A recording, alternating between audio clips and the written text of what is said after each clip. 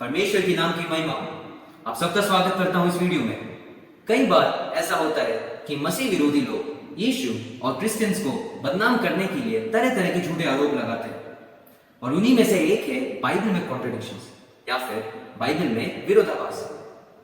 इसी टॉपिक को लेकर शिव शक्ति टीम ने एक वीडियो बनाया है, तो आइए देखते हैं कि इनके दावों में कितनी सच्चाई है। तो मैं आज इन सो कॉल्ड 4 शिष्य जिन्हें आई विटनेसेस कहा गया है उन्हीं के बारे में बात करने वाली हूँ। तो आज मेरा सवाल है, अगर सच में ये 4 आई विटनेसेस हैं, यीशु को क्रूस पर चढ़ाते वक्त उस समय वही मौजूद थे, तो इन चारों के बातों में परस्पर विरोध क्यों है? उदाहरण के लिए यीशु को क्रूस पर चढ़ाने से पहले क्या हुआ? जब यीशु को पता चला कि राजा के सैनिक आ रहे हैं उनको ले जाने, तब यीशु का रिएक्शन जो था उसके बारे में ये 4 बंदे 4 तरीके से लिखे हैं। अगर ये चारों आई विटनेसेस हैं, वही मौजूद थे, तो यीशु का क्रूस वाला परिस्थिति को चारों अलग अलग तरीके से क्यों लिखे हैं? मत्ती सुसमाचार, मरकुस सुसमाचार और लूका सुसमाचार में लिखा कि यीशु क्रूस के वक्त डर के मारे कहीं जाकर छिप जाता है, बहुत डर जाता है, अरे बाप रे सैनिक मुझे ढूंढ रहे हैं। तब सैनिक यहूदा, जो यीशु का 12 शिष्यों में से एक माना जाता है, उसका सहायता लेके यीशु को पकड़ते हैं। क्या सच में तीनों सुसमाचार की किताब जैसे मत्ती, मरकुस और लूका, क्या इन सब में यीशु मसीह का रिएक्शन अलग अलग है क्रूस के समय? क्या सच में जब सैनिक यीशु मसीह को पकड़ने आते हैं तो यीशु मसीह डर जाते हैं और वो कहीं छुप जाते हैं? क्या सच में यीशु मसीह ऐसा बोलते हैं कि अरे बाप रे सैनिक मुझे पकड़ने आ रहे हैं, मेरे को कहीं छुपना चाहिए? मैंने तो ऐसा कभी नहीं पढ़ा, लेकिन शायद मैं गलत हूँ। तो आइए हम खुद देखते हैं कि बाइबल एक्चुअली में क्या बोलता है, और ये जो काल्पनिक कॉन्ट्रडिक्शन जो क्रिएट किया जा रहा है वो एक्चुअली में है कि नहीं।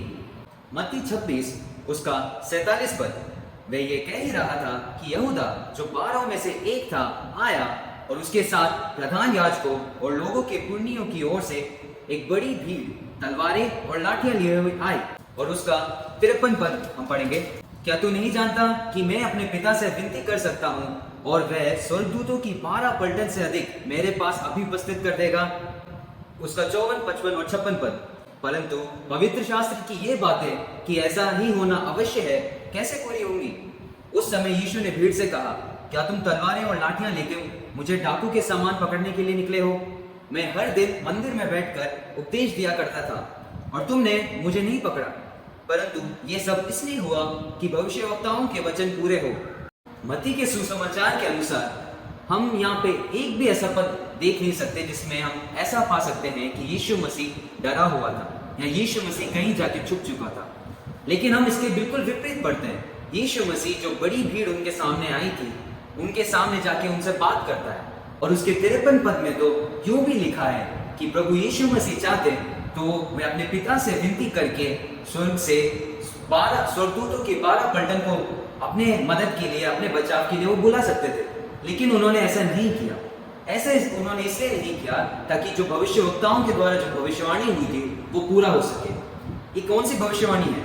ये भविष्यवाणी है कि प्रभु यीशु मसीह का संसार में आना और उसका दुख उठाना और उनकी मृत्यु के द्वारा पापों की क्षमा मिलना।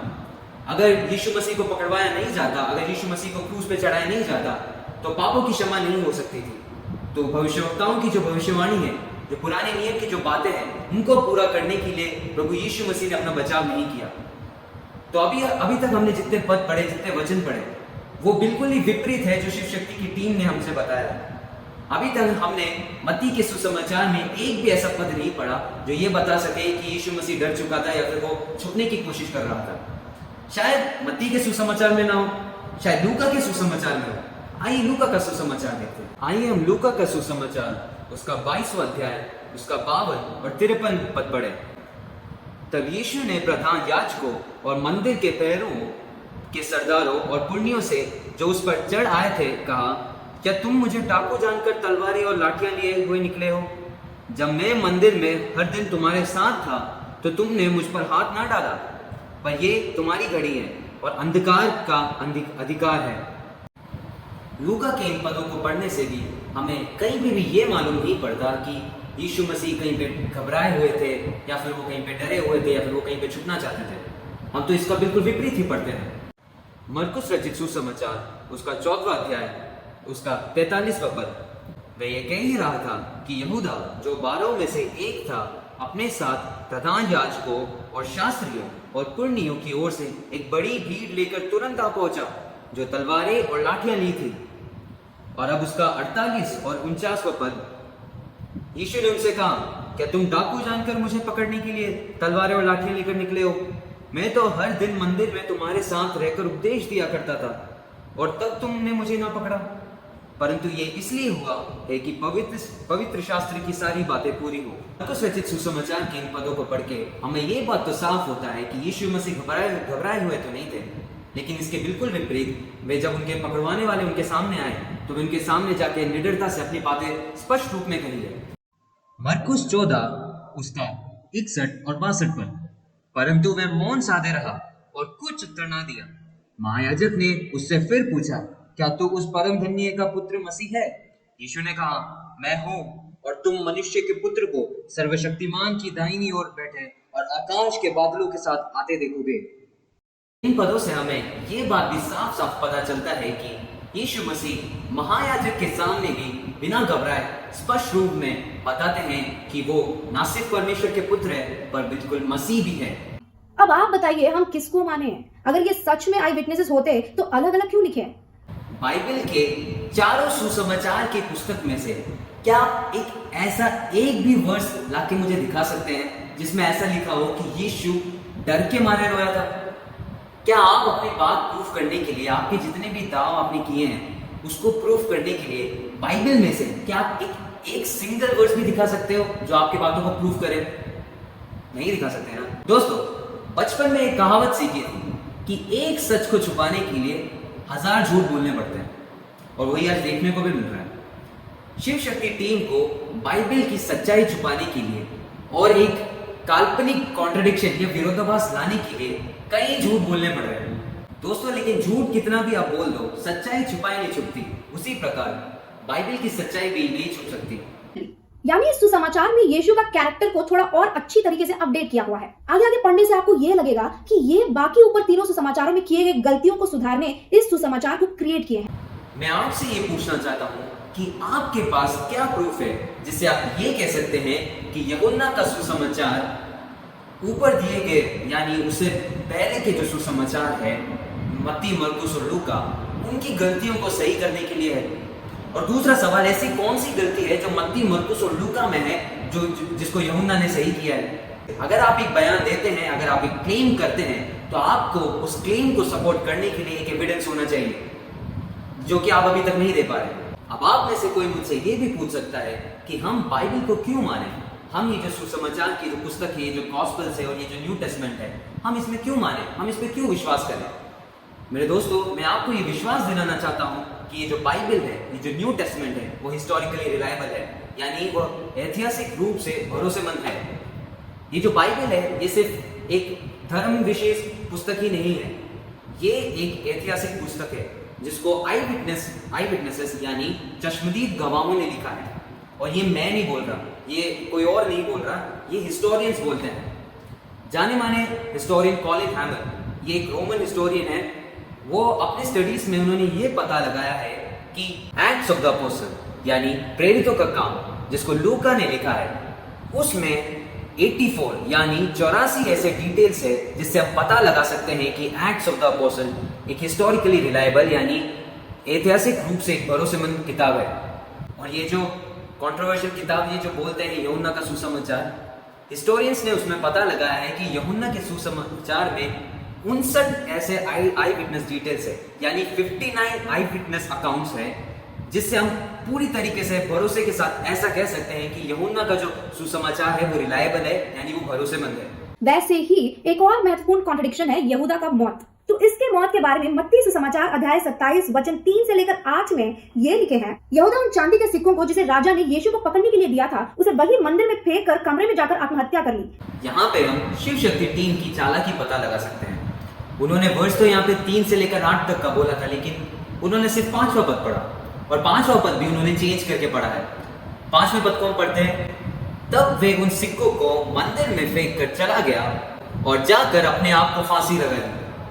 इस पद में, 5वें पद में यहाँ पे लिखा है कि वो जाकर फांसी लगा चुका है यहूदा।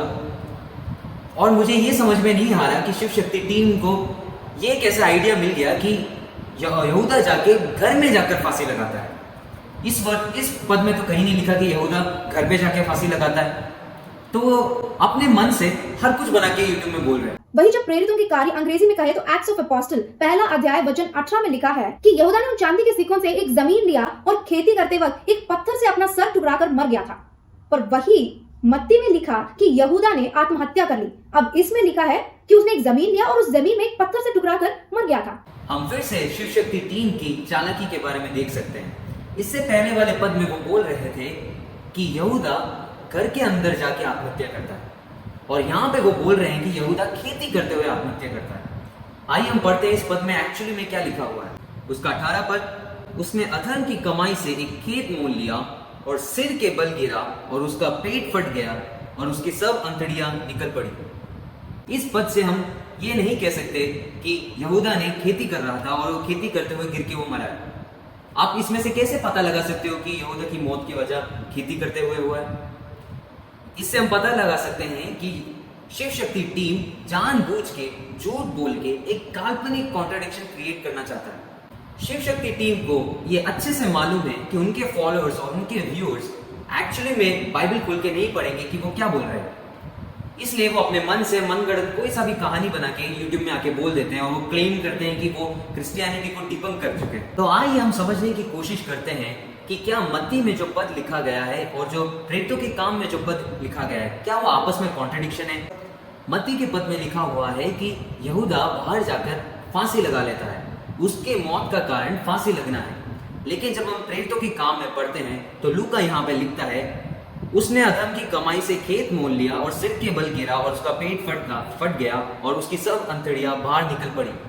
यहाँ पे लूका यहूदा के मौत का कारण नहीं बता रहा, लेकिन वो उसकी बॉडी यानी यहूदा का जो शरीर है उसके शरीर के साथ मौत के बाद क्या हुआ वो बता रहा है। माना जाता है जब यहूदा फांसी लगा चुका होता है तो उसके कुछ दिन बाद वो जो रस्सी है जिससे वो लटका होता है वो या तो वो टूट के नीचे गिरता है या फिर वो जो डाली जिससे वो लटका होता है, पेड़ की डाली, वो डाली पुरानी होकर नीचे गिरती है। और इसी वजह से यहाँ पे लिखा है कि वो सर के बल गिरता है और उसके पेट फट के उसकी अंतड़ियां बाहर निकलता है। तो ये बातें हम देख सकते हैं कि ये वचन, ये जो वर्स है, ये मत्ती का कॉन्ट्रडिक्शन नहीं है, लेकिन ये मत्ती की उस बात को जो यहूदा के बॉडी के साथ क्या होता है उस बात को वो पूरा करता है। ये एक विरोधाभास नहीं है, ये एक पूरक है। ये वर्स बाइबल में लिखी हुई बात है जो यहूदा की जो मृत्यु है उसके बॉडी के साथ क्या होता है उसके बारे में बताता है। तो दोस्तों, अब तक हमने देखा कि शिव शक्ति की टीम ने एक भी रिलायबल बाइबल कॉन्ट्रडिक्शन को सामने लेके नहीं आया। वो अपने मन से कुछ भी काल्पनिक कॉन्ट्रडिक्शन बना के यूट्यूब में वीडियो को पोस्ट करते हैं। तो मैं अपने दोस्तों को आग्रह करना चाहूंगा, जब भी आप कोई ऐसी वीडियो दिखे जिसमें बाइबल को चैलेंज किया गया है, आप उससे ना डरें, बाइबल पढ़ें और निडरता से यीशु मसीह जैसे लीडर होके अपने ओपोनेंट्स का जवाब दें। धन्यवाद।